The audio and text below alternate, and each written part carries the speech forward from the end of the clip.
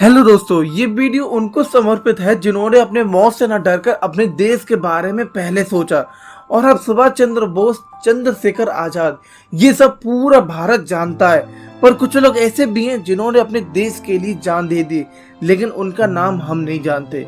इस वीडियो को अंत तक देखना, क्योंकि इस वीडियो में दो लोगों के बारे में बताने वाला हूँ जिनका नाम बहुत कम लोगों को पता है। So let's get score.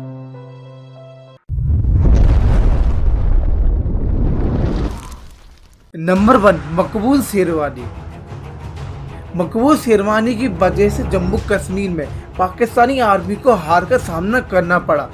ये कहानी है एक सामान्य युवक मकबूल शेरवानी की, जिन्होंने मात्र 19 साल की उम्र में अपनी सूझबूझ से श्रीनगर को तबाह होने से बचाया।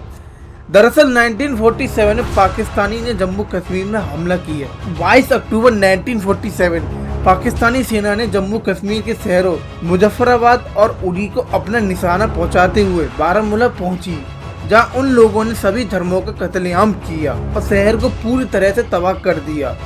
मकबूल शेरवानी यहीं के रहने वाले थे। पाकिस्तानी आर्मी ने उनके सामने ही पूरे शहर को तबाह कर दिया। उसके बाद पाकिस्तानियों की नजर श्रीनगर में थी। बारामूला से श्रीनगर की दूरी 71 किलोमीटर है, जिसे 2.5 घंटे में पूरा किया जा सकता है।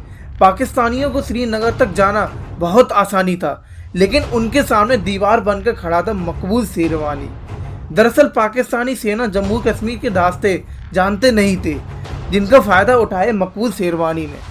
मकबूल ने श्रीनगर को बचाने के लिए जानबूझकर पाकिस्तानी सेना को गलत रास्ता बताया। मकबूल ने श्रीनगर की जगह पाकिस्तानी सेना को सोपोर भेज दिया। सोपोर का रास्ता बहुत लंबा है, जिसकी वजह से पाकिस्तानी सेना 2 दिनों तक उसी रास्तों पर घूमती रही और वो श्रीनगर तक नहीं पहुंच सके।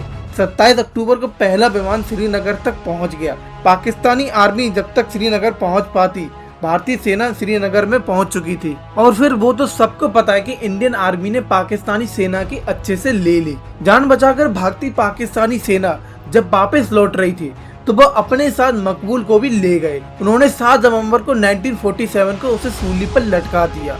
और पाकिस्तानी सेना ने मकबूल शेरवानी को एक ऑफर दिया था कि आप पाकिस्तानी आर्मी ज्वाइन कर लो, तो मकबूल ने साफ साफ मना कर दिया। पर उनका ये योगदान हमेशा के लिए हमारा देश याद रखेगा। बारामूला में भारतीय सेना ने मकबूल की बहादुरी की याद में मकबूल मेमोरियल बनाया है। नंबर 2, रविंद्र कौशिक। कुछ एजेंट ऐसे हैं जिनकी बातें बाहर लीक हो पाई हैं। तो दोस्तों, एक ऐसे ही भारतीय जासूस के ऊपर है जो कि देश की सुरक्षा के लिए पाकिस्तानी से जानकारी लेकर भारत को देते रहे। रविंद्र कौशिक पाकिस्तानी में रहकर पाकिस्तानी आर्मी ज्वाइन कर ली। लोग उनकी ये बहादुरी देखकर इन्हें ब्लैक टाइगर भी बोलते हैं। तो चलिए दोस्तों, इनकी स्टोरी जानते हैं कि स्टार्टिंग कैसे हुई। तो दोस्तों, कहानी शुरुआत होती है 11 अप्रैल 1952 से, जब स्वतंत्र भारत श्री गंगानगर राजस्थान में रविंद्र कौशिक का जन्म हुआ। उनको छोटे से ही नाटक में काम करने का बहुत पसंद था। इसे खूबी में देखते हुए वो थिएटर में काम करने लगे। एक बार जब रविंद्र कौशिक लखनऊ में शो कर रहे थे, तो रो के कुछ अधिकारियों की नज़र रविंद्र पर पड़ी और रो उनकी एक्टिंग देखकर काफ़ी आकर्षित हुए। रो एजेंसी को लगा ये बंदा जासूस बनने के लिए बिल्कुल ठीक है। इसलिए रो के अधिकारियों ने रविंद्र को बुलाकर ये पूछा कि वो पाकिस्तानी में रहकर रो के लिए काम करेंगे, और रविंद्र कौशिक ने देश के लिए थोड़ा सा टाइम लगाकर हाँ कर दिया। जासूस बनने के लिए उन्हें दिल्ली में ट्रेनिंग भी शुरू हो गई और उनकी ट्रेनिंग 2 साल तक चली। अब रविंद्र को एक मुस्लिम बनना था, इसलिए उन्हें खतना किया गया और साथ में उर्दू भी सिखाई गई। अब पाकिस्तान से जुड़ी कुछ जानकारी भी दी गई और फिर वो पाकिस्तान में जाकर बहुत जल्दी एडजस्ट भी हो गए। और जब वो पाकिस्तान गए थे, तब उनकी उम्र 23 साल थी और वो समय चल रहा था 1975 का। उन्होंने अपना नाम नमी अहमद सकीन रख लिया और वहाँ से नागरिकता पाकर वहाँ की यूनिवर्सिटी की लॉ से पढ़ाई की। और लॉ की पढ़ाई करने के बाद वो सिविल क्लर्क के पद में आ गए। रविंद्र पाकिस्तान में रहकर एक लड़की से भी शादी कर ली, जिसका नाम अमानत था, और अमानत से एक लड़का भी हुआ।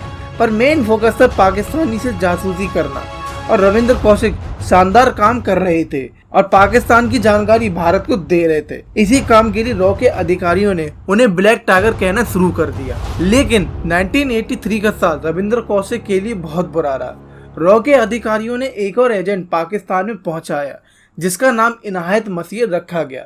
लेकिन पाकिस्तानियों ने इनायत को पकड़ लिया और उसने रविंद्र कौशिक की पूरी डिटेल बता दी और फिर रविंद्र कौशिक को पकड़कर जेल में डाल दिया और 1985 में ब्लैक टाइगर की मौत की सजा सुनाई दी गई। लेकिन सुप्रीम कोर्ट के आदेश पर उसे उम्र कैद की सजा सुनाई दी गई और वो कई साल जेल में रहे और भारत सरकार ने मदद करने के लिए मना कर दिया और 2001 में मुल्तान के न्यू सेंट्रल जेल में उन्होंने अपनी जिंदगी को अलविदा कर दिया और भारत ने उनका 100 लेने से भी मना कर दिया और आखिरी पल में भी रविंद्र कौशिक को अपनी देश की मिट्टी भी नसीब नहीं हुई। इन बातों को लेकर सरकार की भी कुछ मजबूरी होती है। तो फ्रेंड्स, ऐसे लोग हमारे भारत में पैदा होते रहे तो हमारे भारत में कोई मुसीबत नहीं आएगी।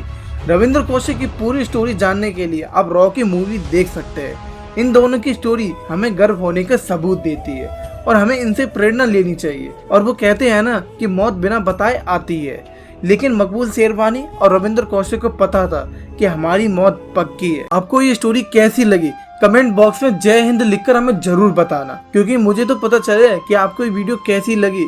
और इसके साथ साथ इसे लाइक, शेयर, सब्सक्राइब करना मत भूलना। मिलते हैं नेक्स्ट वीडियो में, तब तक के लिए जय हिंद, वंदे मातरम।